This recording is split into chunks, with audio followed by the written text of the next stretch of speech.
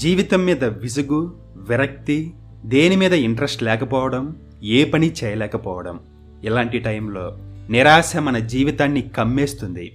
దీనికి సొల్యూషన్గా జేకే ఏమంటారంటే, మీకు లైఫ్ మీద విసుగు పుట్టినప్పుడు ఎందుకని దాన్ని అడ్డుకుంటున్నారు? అలాగే విసుగు చెందుతూ ఎందుకు ఉండలేకపోతున్నారు? మీరు బాధలో ఉన్నప్పుడు బాధలోనే ఉండండి. దాని నుంచి బయటకు వచ్చి తప్పించుకునే ప్రయత్నం చేయొద్దు.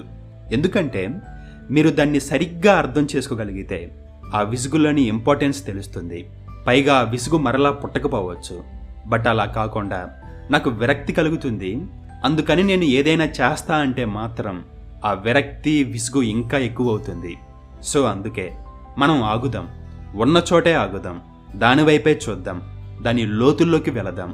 అలా కాకుండా దాని నుంచి మనం ఎందుకు పారిపోవాలి? మీకేదైనా